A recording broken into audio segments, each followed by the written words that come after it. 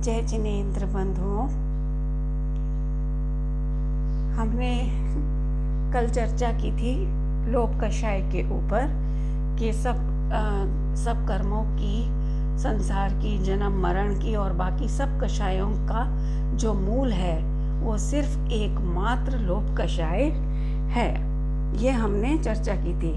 कितना भी हमें दिखाई देता है संसार में कि कोई अपना नहीं है, धन संपत्ति सब छूट जानी है यहीं पर, और इस धन संपत्ति के लिए हम रात दिन बिलखते, मेहनत करते, परेशान होते दिखाई देते हैं, भयभीत होते भी दिखाई देते हैं, लेकिन इसके प्रति का लोभ छोड़ नहीं पाते। धन, सिर्फ धन, जबकि देखा जाए तो धन वास्तव में है क्या? धन को ना खा सकते हैं, ना पी सकते हैं, ना पहन सकते हैं, ना ओढ़ सकते हैं। क्या कर सकते हैं हम धन का, बताओ? सिर्फ हाँ, सुख सुविधाओं की, बाहर की सुविधाओं की प्राप्ति का एक निमित्त मात्र जरूर है, लेकिन निमित्त तो अकर्ता है ना साथियों। निमित्त तो हमारे आचार्यों ने अकर्ता बताया है, तो निमित्त कुछ नहीं कर सकता, लेकिन फिर भी हम निमित्त से चिपके पड़े हैं। सबसे बड़ी कमजोरी हम अपने अंदर में परखें तो कि चलो, अगर हमें बाहर की सुविधाएं जो हैं उनके प्रति वो आवश्यक हैं, चलो जीवन में मजबूरी है, वैसे तो आवश्यक भी नहीं कहेंगे, आवश्यक तो हमारे षट आवश्यक जो हैं वो आवश्यक हैं। और देखो तो एकमात्र मैं गायक हूँ ऐसा अनुभवन करना वो आवश्यक है, बस बाकी तो मजबूरी है। लेकिन हम उनको भी छोड़ करके उनका जो निमित्त है पैसा, उससे चिपक गए हैं। पता है क्या कारण है इसका कारण है राग भाव, एक मिथ्यात्व भाव कि हमें इतना ज़्यादा इस पैसे के प्रति राग इसलिए आता है कि हमें ये लगता है कि पैसा होगा तो हम अपने हर प्रकार के राग की पूर्ति कर लेंगे। कुछ भी खाने का मन है खा लेंगे, घर में मन नहीं लग रहा, कहीं भी घूमने का मन है फौरन घूमने निकल जाएंगे। घूमने में भी लग्जरी और लग्जरी, फिर और लग्जरी क्लास।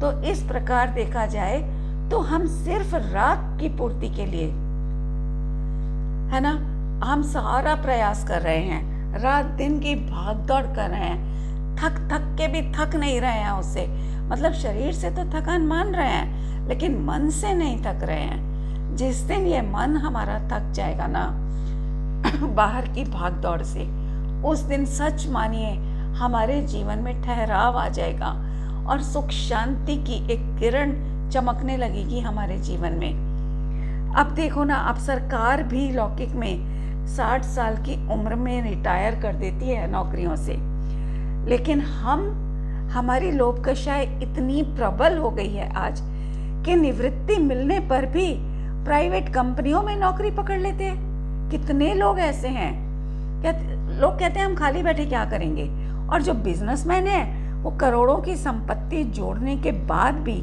जीवन की अंतिम सांस तक व्यापार से निवृत्ति नहीं लेते। क्यों? क्योंकि उन्हें ये लगता है कि हम कैसे खाली बैठे, हम क्या करेंगे खाली बैठे, बोर हो जाएंगे। बस इसी चीज से अब आप एक बात सोचिए बंधुओं, क्या करेंगे इतने धन का? खूब कमा लिया व्यापार में, आज इतने समर्थ है व्यापारी लोग कि जिंदगी चाहे तो बहुत आराम से खाली बैठ के भी बिता सकते हैं और उसके अलावा अपने मौज मस्ती में भी खर्च कर सकते हैं। इतना कमाने के बाद भी आसक्ति नहीं घटती। कमाना है, अभी और मेहनत करनी है, 50 बहाने ढूंढ लेते हैं बाहर में कर्तृत्व करने के। हमारे आचार्य जो हैं, सोचो, हमारे आचार्यों ने 55-60 के बाद की उम्र को आराम की उम्र बताया है। उन्होंने मतलब त्याग बताया है गृहस्थी का, आराम करने की उम्र है ये। जब कमाने की थी खूब कमा लिया, अब आराम की है, बाहर से निवृत्ति लेके अब बाहर से शरीर को भी आराम दें और जो अंदर में जितना तत्व ज्ञान किया प्राप्त, उसका घोलन करके अंदर में इस थकी हुई विषय भोगों में थकी हुई घूमते हुई इस परिणति को भी ठहराव दें, उसे भी आराम दें, अपने स्वरूप में विश्राम दें। इस चीज के लिए ये उम्र है हमारी।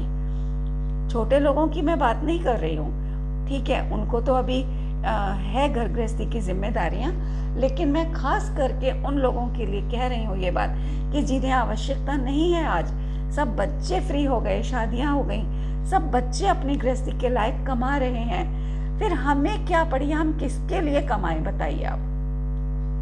हमें तो रिटायर हो ही जाना चाहिए ना, और आत्मकल्याण की ओर उपयोग लगाना चाहिए, लेकिन ऐसा नहीं कर पाते हम लोग लोभ के चक्रव्यूह में उलझकर शरीर पर, अपने आप ही अपने शरीर पर अति भारारोपण का अत्याचार करते हैं और फिर संक्लेश कमाते हैं। क्या मिला बताओ, इतना पैसा कमा के, जब देखो शरीर की तो एक स्थिति है, वो तो अपनी उम्र के हिसाब, अपने समय के हिसाब से ढलेगा ही ढलेगा, शक्ति भी कम होगी, है ना, सब प्रकार की शक्ति, हर प्रकार का बल, मनोबल भी कम होगा, काय बल भी कम होगा, लेकिन हम सब तरह के बल कम हो रहे हैं ऑटोमेटिकली, लेकिन ये मनोबल को हम कम होने देना चाहते नहीं। मनोबल भी कम होता है, बहुत परिणाम आते हैं। मैं खुद सीनियर सिटीजन हूँ, मुझे पता है, मैं खुद देखती हूँ अपने अंदर, मुझे इतनी थकान लगती है। अभी जो लॉकडाउन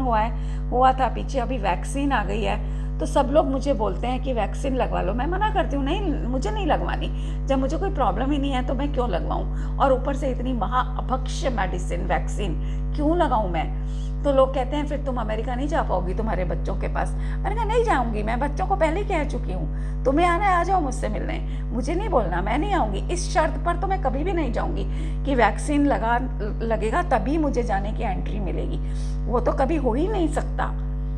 तो थक गया है मन, मतलब कि अपने शरीर के प्रति इतनी सजगता है, मैं अपनी बात बता रही हूँ, इतनी सजगता है कि मैं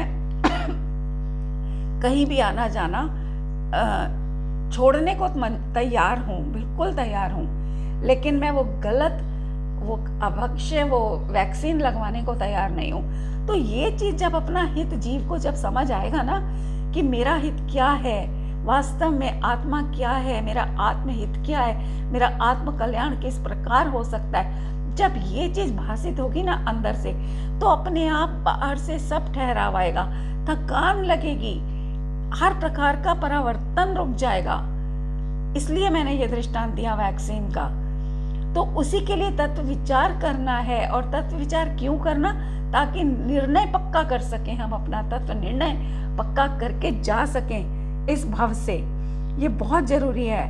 अब खत्म करो अपने शरीर पर और अपने मन पर और अपनी परिणति पर अति भारारोपण का अत्याचार बंद करो, संक्लेशों से स्टॉप हो जाओ। अब अपने को संक्लेशों की उसमें भंवर में मत उलझने को छोड़ो।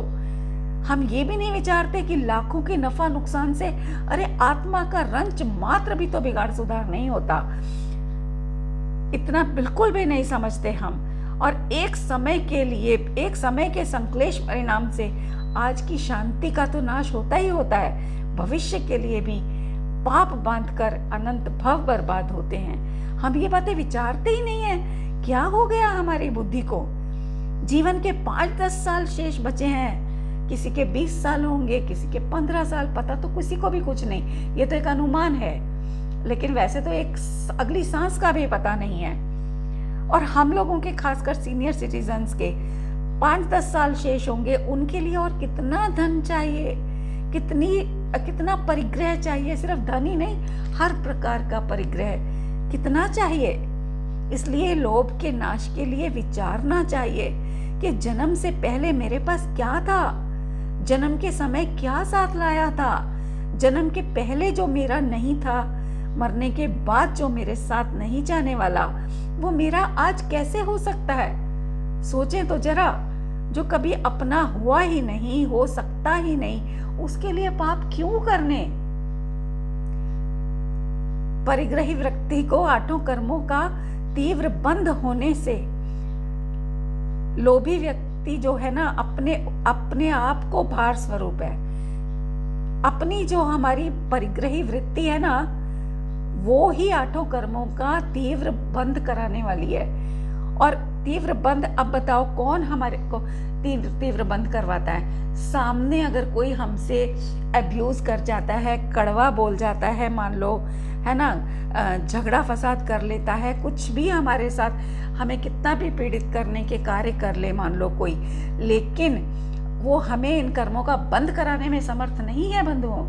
कर्मों का बंध केवल हम कर सकते हैं कि अगर हम इन संयोगों में उठापटक करते हुए और अपनी परिग्रही जो वृत्ति है, ये जो संक्लेश अंदर चलते हैं ना, और इन संक्लेशों के जो विकल्प चलते हैं हर समय, आर्त रौद्र ध्यान के जो विकल्प चलते हैं, इन विकल्पों में जो हमारी आसक्ति है कि एक विकल्प भी हमसे तोड़े नहीं टूटता, बस कोई विकल्प आया नहीं फौरन चल दिए उसकी ओर प्रवृत्ति करने, तो ये हमारी परिग्रही वृत्ति है।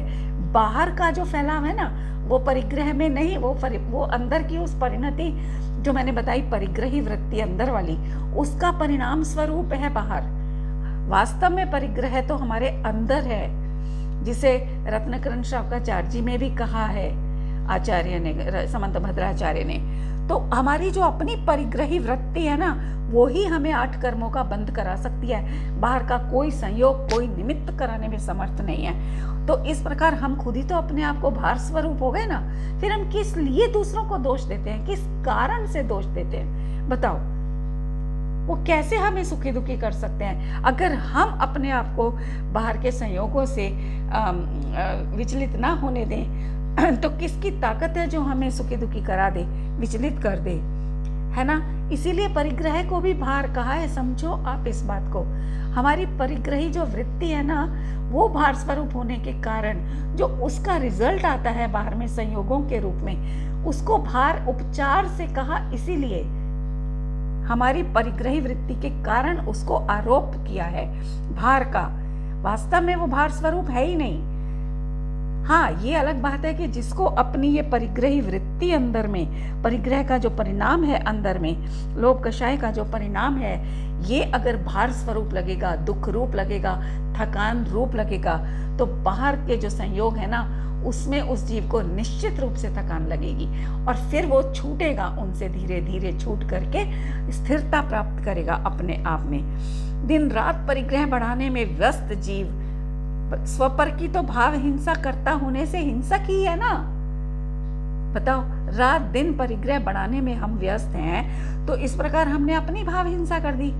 हमारे पास ऑलरेडी इतना जबरदस्त परिग्रह है, 3 लोक के ज्ञान स्वरूप, केवल ज्ञान स्वरूप, अनंत आनंदमयी, ऐसा भारी परिग्रह, उसको छोड़कर हम बाहर का जो हमारा हो सकता नहीं 3 काल में भी, उसकी ओर दौड़ रहे हैं, तो हमने अपने चैतन्य प्राणों की हिंसा कर दी। इस प्रकार हमने अपनी भाव हिंसा कर दी और इसी की खातिर हम दूसरों को भी दिन रात कड़वे शब्द बोलकर, कभी किसी का नुकसान करवाकर, अनेक प्रकार से हम उनकी भी भाव हिंसा कर रहे हैं, उनके भावों को पीड़ित कर रहे हैं। तो उनकी भी जिस परिणति से एक चैतन्य आनंद की धारा बहनी चाहिए थी, वो ना बह करके वहां संक्लेश निकल रहे हैं। तो इस प्रकार हम हिंसक हो गए ना। बताओ, एक लोभ कषाय में सारे पाप आ गए, सारे परिणाम। किस प्रकार हमें दूसरे का धन भी मिल जाए, ऐसी मलिन भावना जिसकी होती है ना, ऐसा लोभी वो चोर भी है, क्योंकि उसको हर समय दूसरे की वस्तु मेरी हो जाए किसी प्रकार अपनी बनाने की एक धुन रहती है। तो उसके कारण, क्योंकि दूसरे की वस्तु को अपनी बना लेना वही तो चोर है, चोरी है ना। तो इस प्रकार लोभी वृत्ति वाला चोर भी है। और जानने के लोभ से दूषित जिसका चित्त है ना, ऐसा व्यक्ति किसी का उपगूहन नहीं कर सकता। पता है, क्योंकि अपनी जिज्ञासा शांत करने के लिए वो किसी की भी बात को प्रकट करेगा ही करेगा। उसको जो जानने की जिज्ञासा आ रही है ना, सामने वाले से कुछ उगलवाना है, तो सामने वाला उसको कुछ लालच मान लो बोलता है कि तुम मुझे उसकी बात बता पहले, या वो नहीं भी बताना चाह रहा है किसी कारण से, तो वो उसके मुंह से और जानने की इच्छा के कारण किसी की भी गुप्त बात को उसके सामने प्रकट कर देगा, ताकि ये मेरे सामने मेरी इस और जानने की इच्छा को शांत करने वाली बातें उगल सके। इतना खराब चित्त हो जाता है लोभी व्यक्ति का कि किसी का उपगूहन नहीं कर सकता। सोचिए आप, पर वस्तु में आसक्ति के कारण सदैव मूर्छित रहता है ऐसा लोभी व्यक्ति। लोभी सदा झूठ बोलता है, उसके मुंह से सच नहीं निकलेगा कभी भी, क्योंकि उसको भय रहता है हर समय कि अगर मैंने सच बोला तो मुझे मेरी इच्छित वस्तु नहीं मिल पाएगी, मेरी इच्छा पूरी नहीं हो पाएगी। तो वो अपने उस लोभ कषाय की पूर्ति के लिए झूठ बोलता रहता है हर समय, सारे पाप करता है। इसलिए क्या होता है फिर जब झूठ बोलता है तो उसका कोई विश्वास भी नहीं करता, बिल्कुल कोई विश्वास नहीं करता, क्योंकि एक दिन झूठ तो पकड़ा ही जाता है, फिर उस पर कोई विश्वास नहीं करता। इच्छा पूरी होने के बाद भी वो ऐसे आंखें फेरता है जैसे हमें जानता ही नहीं। देखो ये उसकी माया जारी आ गई। जब तक उसको जरूरत थी, इच्छा थी, तब तक तो मीठा मीठा बोल रहा था, दूसरों की गुप्त बातें भी प्रकट कर रहा था, झूठ बोल रहा था, सब कुछ कर रहा था। पर जैसे ही उसका पर्पस पूरा हो जाता है तो तुरंत आंखें फेर लेता है, मानो हमें जानता ही नहीं। वो एक पुरानी पिक्चर का गाना है ना, कौन सा गाना है वो, मतलब निकल गया है तो पहचानते नहीं, यूं जा रहे हैं जैसे हमें जानते नहीं। बिल्कुल ये गाना बहुत सटीक बनाया है जिसने भी लिखा है ये गाना। इस तरह से आंखें फेर लेता है लोभी व्यक्ति काम पूरा होते ही। इसलिए साथियों सदा ही ऐसे अविश्वसनीय लोगों को अपने से दूर रखना योग्य है। लोगों से मेरा मतलब फिर समझना, मेरी शैली समझना आप लोग। लोगों से मेरा मतलब ये नहीं है कि बाहर के लोगों को दूर कर दो अपने आप से, नहीं, ये जो हमारे अंदर ऐसी ऐसी परिणाम चल रहे हैं, ऐसी ऐसी परिणति चल रही है, उससे अपने आप को दूर रखना, मतलब अपने उपयोग को इन परिणामों से दूर रखना, उन परिणामों में जाने ना देना, उसका नाम है ऐसे अविश्वसनीय लोगों से अपने आप को दूर रखना योग्य है, क्योंकि यही अविश्वसनीय परिणाम है ना। और देखो स्वयं असंतुष्ट जो होता है ना व्यक्ति, वो भला किसी के संतोष का कारण कैसे हो सकता है, आप खुद सोचो। ऐसा लोभी व्यक्ति सदा असंतुष्ट बना रहता है, सदा काल। तो जो संतुष्ट ही नहीं रहेगा अपने आप में, वो किसी और के संतोष का कारण कैसे हो सकता है? वो तो दूसरे को भी असंतोष ही देगा ना। और देखो लोभ की शुरुआत अपने शरीर के प्रति मोह से होती है। पहली शुरुआत अपने ही शरीर से होती है। अपने शरीर के प्रति सर्वप्रथम मोह पैदा होता है और वहीं से लोभ शुरू हो जाता है। जितने कार्य करते हैं हम इस शरीर के लिए करते हैं, सारे कार्य इसको आराम मिले, कैसे भी करके इसको आराम मिले, ये तंदुरुस्त रहे, ये हृष्ट पुष्ट रहे, इस प्रकार पहली लोभ कषाय का जो जनक का कारण है वो ये शरीर है। तो ज्ञानी जन जो होते हैं ना, जो आत्मार्थी लोग, वो इस शरीर से सबसे पहले ममत्व तोड़ते हैं। बाहर का जगत तो है ही, पर वो तो है ही भिन्न, उसकी चिंता नहीं करते हैं। वो सिर्फ इस शरीर से अपना ममत्व तोड़ते चले जाते हैं। प्राप्त वस्तुओं के प्रति ही नहीं, छूटी हुई वस्तुओं के प्रति जो अपनापन है ना, वो भी लोभ है। जो वस्तु छूट गई है, मतलब हमने छोड़ दी, जैसे मान लो किसी ने अगर रात्रि भोजन का त्याग कर दिया, तो उसके प्रति भी उसको एक अपनेपन का भाव रहेगा, मैंने रात्रि भोजन का त्याग किया, मैं रात में खाना नहीं खाता। तो ये जो परिणाम है ना, ये भी लोभ कषाय है। सूक्ष्म है, जरा समझिएगा आप, क्योंकि हम अभी से अपने परिणामों को जितनी गहराई से आंकते जाएंगे ना, एनालाइज करते जाएंगे, तो उतना आगे आगे जाते हमारे ये सूक्ष्म लोभ संप्रदाय, जो क्या सूक्ष्म लोभ गुणस्थान, 10वां गुणस्थान, तो वो जो गुणस्थान है ना, वहां तक जाते जाते ये हमारी लोभ कषाय ऐसी धराशायी हो जाएगी कि 11वें में नहीं जाने देगी हमको, फिर हम चढ़ेंगे सीधे 12वें पे। याद रखना इस बात को। तो ये मैं कह रही थी कि छूटी हुई वस्तु जो हमने छोड़ दी है या हमसे किसी कारणवश छूट गई है ना, उसके प्रति अपनापन भी लोभ है। अब जैसे मुझे एक एग्जाम्पल मेरा ही याद आ रहा है। हमारे पास किसी समय में एस्टीम कार हुआ करती थी, तो वो कार मेरे हस्बैंड ने यही लोकल ही किसी को दे दी, बेच दी मतलब। तो उसके 1 आध साल के बाद की बात है, मुझे वही कार सड़क पर चलती दिखाई दे गई। मेरे मुंह से एकदम निकला, मेरे साथ मेरी 2 फ्रेंड्स बैठी हुई थी, मेरे मुंह से एकदम निकला, मैंने कहा ये तो हमारी एस्टीम है। फिर मुझे तुरंत मुंह से निकला जरूर, लेकिन मुझे तुरंत ये बात भी पकड़ में आई कि अरे यार ये मैंने क्या कर दिया, ये कार मेरी थी कब और आज तो बिल्कुल ही नहीं है, ये तो आज किसी और की है। क्योंकि यहाँ तो सारा व्यवहार जो चलता है ना पैसे से चलता है, जो पैसा खर्च करता है जिसके नाम पर वो चीज आ गई कागजों पर, वो चीज उसी की मानी जाती है। तो वो आज मेरे सत्ता में, मेरे संयोग में है ही नहीं ना वो कार, लेकिन अपने पने का परिणाम मुझे पकड़ में आया उस दिन तुरंत कि अरे ये कार मेरी नहीं है, फिर भी इसके अंदर मेरा अपनापन आज भी पड़ा हुआ है।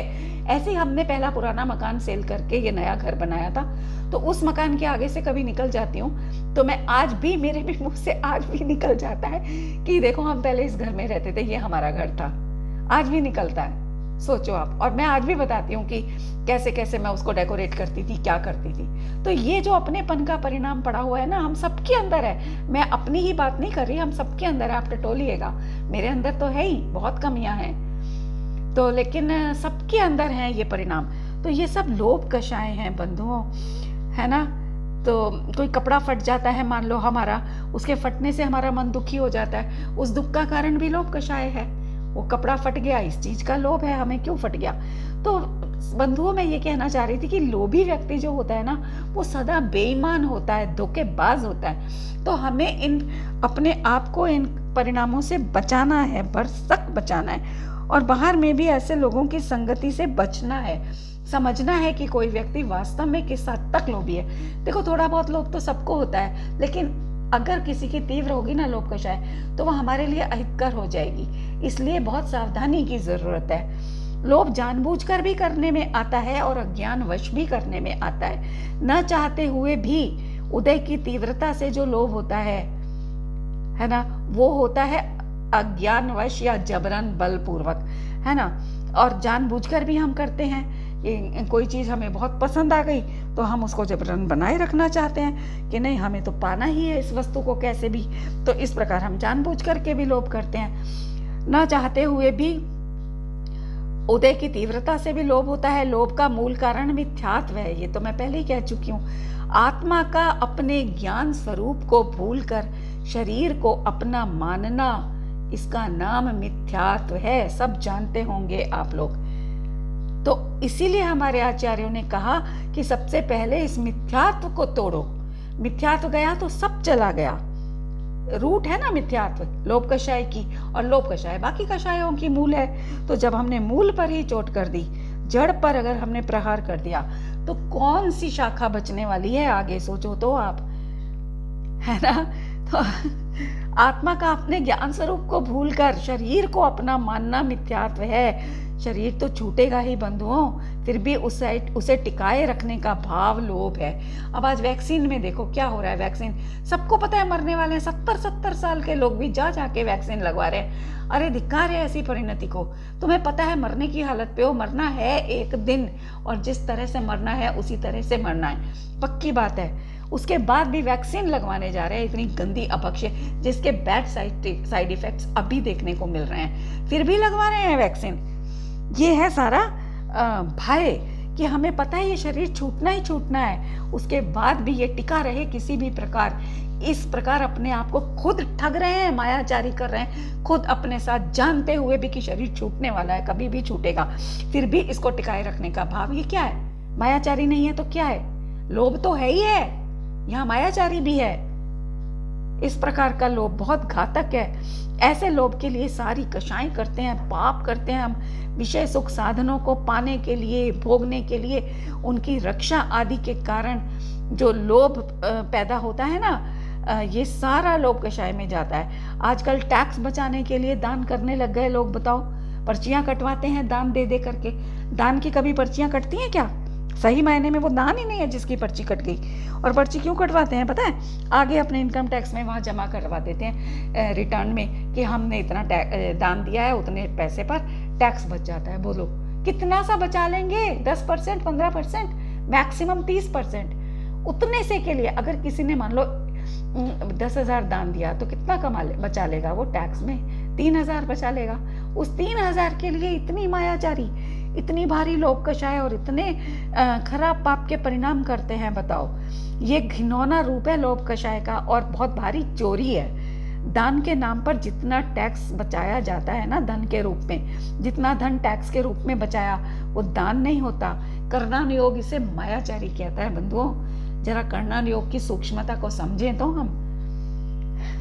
और भी बताऊं, अव्रत, अव्रत आता है ना, अविरति, अव्रत से तो लोभ कषाय का बहुत ही गाढ़ा संबंध है। अविरति को भोग उपभोग की सामग्री की मर्यादा न होने से भी लोभ होता है, क्योंकि अविरति है, उसको व्रत आदि के अभी परिणाम नहीं है, क्योंकि अप्रत्यज्ञानावर्णी कषाय का तीव्र उदय है उसको, तो वो उसको मर्यादा नहीं हो पाती सामग्री की, कि परिणाम थोड़ा परिमाण कर ले वस्तुओं का, बाहर का, खाने पीने का, पहनने ओढ़ने का, घूमने आदि का, वो नहीं कर पाता। तो ये भी उसका लोभ है, पता है, लोभ की वजह से वो व्रत नहीं ले पाता। वहां क्रोध नहीं है, मान नहीं है, उदय में, उदय की बात कर रही हूँ, सत्ता में तो सब है, लेकिन उदय में क्रोध नहीं है, मान नहीं है, मायाचारी नहीं है, लेकिन लोभ है उदय में। इसीलिए लोभ को अंत तक का रहता है, ऐसा कहा है हमारे आचार्यों ने। और देखो इसी प्रकार क्या होता है, क्षेत्र काल की अमर्यादा से भी लोभ बढ़ता है। अगर कोई मैं जैसे व्रतों में हम लोग नियम ले लेते हैं ना, कि हम इतने किलोमीटर से आगे नहीं जाएंगे, इस दिशा से आगे नहीं जाएंगे, इस प्रकार जो ले लेते हैं, तो ये हमारे लोभ कषाय पर एक नियंत्रण हो गया, हमने बाड़ बना दी वहां पर। लेकिन जो लोग नहीं लेते नियम आदि, इतने छोटे छोटे, उनको फिर लोभ बढ़ता है इस प्रकार से। इसीलिए हमें आचार्यों ने बोला है कि आप थोड़ा थोड़ा करके व्रत आदि नियम आदि लेते रहो, आजीवन मत लो, एक दिन का 4 घंटे का कुछ तो लो, कुछ तो लेते रहो कम से कम। ये चीज, इससे हमारा लोभ घटेगा, पता है। और क्या, यहाँ जाऊं वहां जाऊं, वहां मौसम कैसा होगा, उस वस्तु का रंग रूप स्वाद स्पर्श आदि कैसा होगा, अरे आदि आदि अविरति के सारे परिणाम लोभ हैं। प्रमाद की भी लोभ में महत्वपूर्ण भूमिका है, आपको पता है। प्रमाद के अब आप कहोगे कैसे, कि स्वस्थ, देखो स्वस्थ शरीर होने पर भी आलस के कारण कार्य न करने के परिणामों से नाना प्रकार की मशीनों और नौकरों का जन्म हुआ है। ये प्रमाद ही तो है। क्यों अपने शरीर से हम कार्य नहीं कर सकते? स्वस्थ है हमारा शरीर, लेकिन हम अपना कार्य नहीं करना चाहते, सिर्फ प्रमादवश। और इसीलिए ये सारी पराधीनताओं का जन्म हुआ है। इनकी सुरक्षा का फिर दुख होता है, इनके सुख से कहीं अधिक है, पता है। जो इनकी सुरक्षा का दुख होता है ना हमें, जब ये खराब हो जाती है ना चीजें, या नौकर जब गड़बड़ करता है, अपनी मनमर्जी करता है, हमारी नहीं सुनता है ना, और मशीनें बाहर की जब ये खराब होती हैं, तब देखो कितनी झल्लाहट आती है। इन हाउसवाइफ से पूछो जरा, लेडीज से, इन लेडीज को पता है, मुझे भी पता है, कितनी खुंदक आती है कि अरे क्या करें अब हम, क्योंकि शरीर से काम करने की तो आदत ही नहीं डाली ना हम लोगों ने। प्रमादी हैं, भयंकर प्रमादी हैं। तो इसलिए जो इन वस्तुओं का सुख है ना, इनसे मिलने वाला क्षणिक सुख, उनसे कहीं ज्यादा इनकी सुरक्षा का, इनकी देखरेख का दुख है। इस चीज को महसूस करिएगा आप। नौकरों से काम कराना कितना कठिन है, पता है। ये मुझसे अच्छा कोई नहीं जानता होगा, मैं जानती हूँ, क्योंकि मेरे घर में हर समय नौकर एक तो रहता ही रहता है, कभी कभी 2 भी रहते हैं। तो मुझे पता है, मैं इसीलिए मैं आपको ईमानदारी से बता रही हूँ, जिनवाणी सामने विराजमान है, मैं झूठ नहीं बोल रही। मुझे कराना पड़ता है नौकरों से, मजबूरी में अपना काम भी कराना पड़ता है, क्योंकि मेरे हस्बैंड गुस्सा करते हैं, फिर कहते हैं इनको क्यों रखा है अगर तुम्हें अपना काम खुद ही करना है तो। लेकिन ईमानदारी से, मैं अभी थोड़े ही दिन पहले जो वो एक ऑटो स्क्वीज वाला जो पोछे की बाल्टी आती है ना, वो मैं अभी 2-3 दिन पहले खरीद के लाई हूँ। बिना, मैंने मेरे हस्बैंड को भी नहीं बताई ये बात, आपको बता रही हूँ। मैं खरीद के लाई हूँ, क्योंकि वो मुझे गुस्सा करते हैं कि तुम क्यों करोगी पोछा। लेकिन मुझे पता है मैं ज़मीन पर बैठ के नहीं कर सकती, अभी मेरी टांगे उतना साथ नहीं देती, तो मैं वो स्टैंडिंग ले आई हूँ। उसमें हाथ भी गीला नहीं होता, धुलता अपने आप है, स्क्वीज अपने आप होता है। और मैं पूरे अपने मतलब जो मेरा स्वाध्याय का रूम है और जितना मेरे अपने पर्सनल प्रयोग में आता है घर का एरिया, उस सब में मैं सुबह सुबह चुपचाप पोछा लगाती हूँ, पता है। आपको बता रही हूँ ये बात आज, चुपचाप लगाती हूँ, सिर्फ इसलिए कि मेरे अंदर पराधीनता घर नहीं करनी चाहिए। भले ही बाहर कितने भी नौकर चाकर हैं, ड्राइवर हैं, गाड़ियां हैं, सब हैं, फिर भी मैं अपनी गाड़ी खुद चलाना पसंद करती हूँ। मेरे को नहीं पसंद कि मतलब मेरा शरीर इतना बेकार हो जाए कि अंत समय में समाधि की जगह कुमरण करके जाइए। इसलिए बता रही हूँ ये बातें कि ये प्रमाद जो है ना हमारा, ये बहुत घातक है और बहुत पराधीनता का कारण है। तो मैं तो ऐसे धनवानों से भी कहना चाहूंगी कि तुम अपनी पत्नी को तो खुश रखो पहले। तो अगर तुम पत्नी को खुश रखोगे ना तो वो बिना तुम्हारे कहे हर्षोल्लास के साथ तुम्हारा घर संभालेगी। लेकिन नौकरों को तुम कितनी भी सुविधाएं दे लो, वो सुविधाएं पा करके भी काम से जी चुराएंगे, बहुत जी चुराएंगे। और रात दिन संक्लेश बनते हैं मुझे नौकरों के साथ, पता है, रात दिन मैं हार के ना उनकी आंखों के सामने खुद काम करने लग जाती हूँ। और ये नौकर लोग ये नहीं कहते कि हटो हम कर देते हैं, करते देखते रहते हैं। इतने बदमाश हो जाते हैं ये, क्योंकि इनको सुविधाएं मिली हुई हैं। तो इसलिए अपने आप को डिपेंडेंट नहीं बनाओ इन लोगों के ऊपर। ऐसे धनाढ़ जो लोग हैं ना, अगर वो अपनी पत्नियों को खुश रखने लगे, उनको उनके सुख सुविधा का इंतजाम करने लगे, और नौकर रखने भी पड़े, अगर किसी की पत्नियों से नहीं हो पा रहा है काम मान लो, और उनको नौकर रखने भी पड़ रहे हैं, तो भी बीवियों की सुपरविजन बहुत जरूरी है। लेकिन आजकल समय ही ऐसा आ गया कि नौकर भी इस तरह के हो गए हैं कि उनको अपने ऊपर सुपरविजन बर्दाश्त ही नहीं होती। वो इंडिपेंडेंट अपने आप से काम, अपने तरीके से काम करना पसंद करते हैं। मेरे जैसी को तो कदापि स्वीकार नहीं है ये काम, मुझे मेरे हिसाब का चाहिए, वरना तू हट, मैं तो अपना खुद कर लूंगी, मैं इस नेचर की हूँ। तो आप सब अपने अपने हिसाब से लगा लेना। मतलब मेरा कहने का मतलब इतना सा है कि नौकरों के राज में सुख शांति कभी नहीं हो सकती। और ये जो नौकर चाकर आए हैं ना, ये सब हमारे प्रमाद के कारण आए हैं। इनको अधिक आराम दे देते हैं, अधिक नींद के लोभ से इनकी बहुत वृद्धि होती है। किसकी? लोभ कषाय की, है ना। हम इस शरीर को जब बहुत अधिक आराम दे देते हैं, बहुत अधिक नींद दे देते हैं, जब काम ही नहीं करेंगे तो क्या होगा? शरीर तो पड़ा पड़ा अलसाएगा ना, उसको नींद ही तो सताएगी हर समय। ज्यादा आराम तलबी में क्या होगा? इससे लोभ की बहुत वृद्धि होती है। 5 इंद्रियों की जो आसक्ति है ना, ऐसे आसक्ति युक्त जो सेवन है भोगों का, वो भी लोभ का पोषक है। एक पॉइंट आपको खोल के बता रही हूँ, आप विचार कीजिएगा। स्त्री कथा, चोर कथा, राज कथा, भोजन कथा, ये जो 4 प्रकार की विकथाएं कही है ना हमारे आचार्यों ने, ये सब लोभ को पुष्ट करती हैं। अब किस तरह से वो आप अपने अंदर एनालाइज कीजिएगा, कुछ अपने उपयोग की भी एक्सरसाइज कीजिएगा।